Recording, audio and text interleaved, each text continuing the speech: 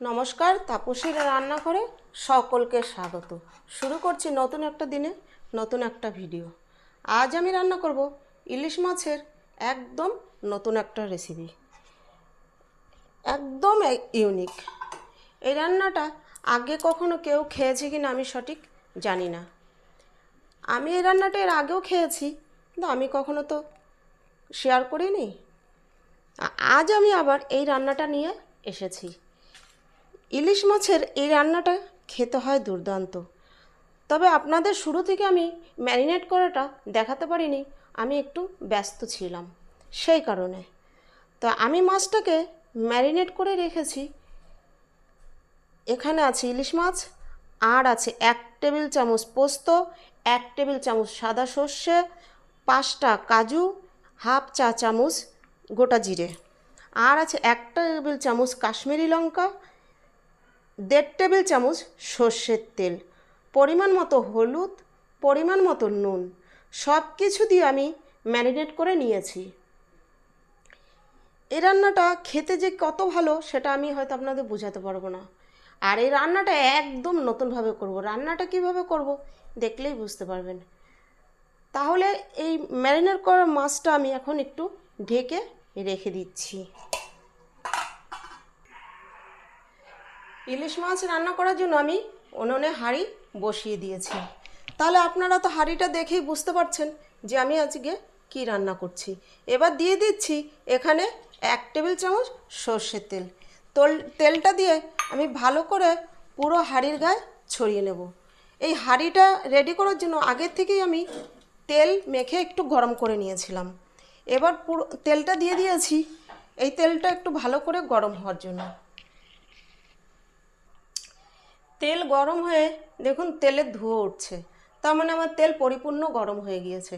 এবার এই হাঁড়িটা আর তেলটা ঠান্ডা হওয়ার জন্য আমি 5 মিনিট অপেক্ষা করব, কারণ এই গরম তেলের মধ্যে মাছ দিলে মাছটা লেগে যাবে। তেল মোটামুটি ঠান্ডা হয়ে গিয়েছে। এবার এই তেলের মধ্যে দিয়ে দিচ্ছি আমি হাফ চা চামচ কালো জিরে। এবার দিয়ে আমি একটু ভালো করে হাঁড়ির গায়ে তেলটাও লাগিয়ে নিচ্ছি, কালো জিরেটাও একটু ছড়িয়ে দিয়েছি।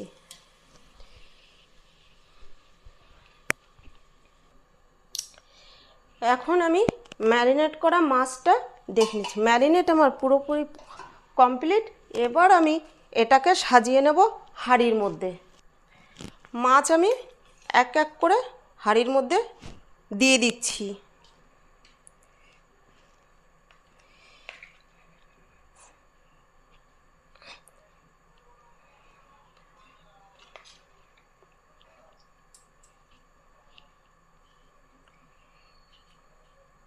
এভাবেই আমি বানিয়ে নেব হান্ডি ইলিশ। এই হান্ডি ইলিশটা খেতে কিন্তু অপূরন্ত। অনেক রকমভাবেই তো অনেক কিছু খাওয়া যায়, তাই আজ আমি হান্ডি ইলিশটা আবার বানাচ্ছি। দিয়ে দিচ্ছি পুরো গ্রেভিটা। এই মশলাগুলো দিয়ে আমি এবার একটু উপর দিয়ে ভালো করে ছড়িয়ে দিচ্ছি।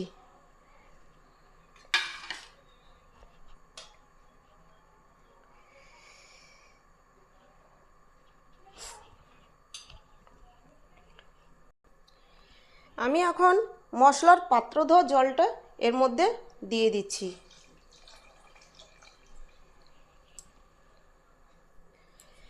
দিয়ে আমি জল আর মশলা ভালো করে একটু মিশিয়ে দিচ্ছি। ভালো করে উপর নিচ করে দিলে একদম ঝোলের সঙ্গে মশলাটা, জলটার সঙ্গে মশলাটা মিশে যাবে, তাহলে আর নিচে লেগে যাবে না।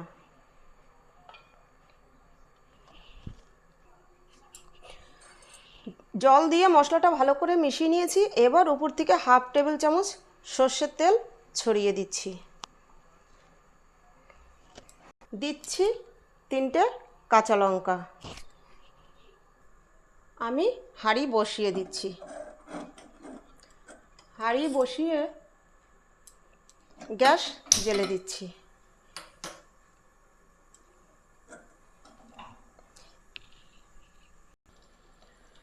আমি হাঁড়ি বসিয়ে দিয়েছি, দেখুন আমার গ্রেভিটা ফুটে উঠেছে ঝোলটা। এবার আমি একটুখানি আলতো হাতে একটু নেড়ে দেবো। 1 মিনিটের মতো কিন্তু আমি এভাবে নেড়ে নেব।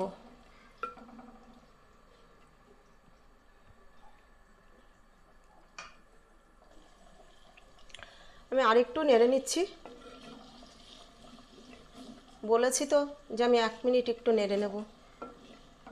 ব্যাস, এবার আমি হাঁড়ির মুখে আটকে দেবো আটা।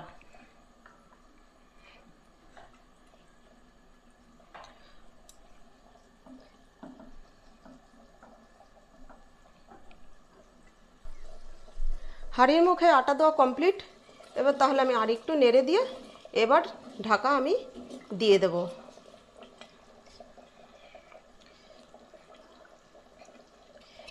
ঢাকাটা আমার এরকম দিলে ঠিক বসে না, কিন্তু তাও আমি দিচ্ছি এভাবে, দেখুন। এবার ঢাকা দিয়ে আমি এরকম করে একটু চেপে দিচ্ছি।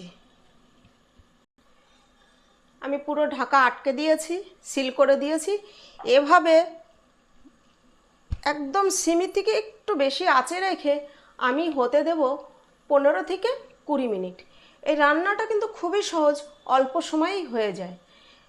এই হান্ডি ইলিশ, হান্ডি দিয়ে তো অনেক কিছুই রান্না হয়, সবাই করে থাকি, সবাই করেছে, এটাও আমি করছি। এটা রান্না করতে বেশি টাইম লাগে না। আমার 2 মিনিট হয়ে গিয়েছে। এবার আমি এটাকে এভাবে ধরে এরকম করে একটু নাড়িয়ে দিচ্ছি। এবার 10-15 মিনিট বাদে বাদে একবার করে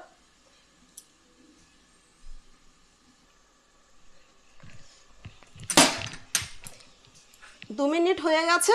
এবার এভাবে আমি এটাকে নাড়িয়ে দিচ্ছি। আমি এখন 10 মিনিট বাদে বাদে আমি এভাবে নাড়িয়ে দেব, যাতে নিচে লেগে না যায়। হয়ে গিয়েছে 15 থেকে 20 মিনিট। আমি এবার এটাকে অফ করে দিচ্ছি। অফ করে দিয়ে আমি দমে রেখে দেব আরও 10 মিনিট। 10 মিনিট পরে আপনাদের খুলে দেখাবো। আমি তো রান্নাটা করার আগে আপনাদের টিপস বাই টিপস দেখাতে পারিনি আমার ব্যস্ততার কারণে। আপনারা যদি ফুল টিপস বাই টিপস এই ভিডিওটা দেখতে চান তাহলে আমাকে কমেন্ট করবেন। আমি তাহলে আপনাদের জন্য আবার একদিন টিপস বাই টিপস নিয়ে আবার ভিডিওটা বানাবো। ভালো লাগলে একটা কমেন্ট করবেন। তাহলে ফিরে আসবো নতুন একটা দিনে নতুন একটা ভিডিও নিয়ে। ঢাকনাটা খুলে দেখানোর জন্য আমি ভিডিওটা অন করলাম, তাহলে একবার দেখে নিন।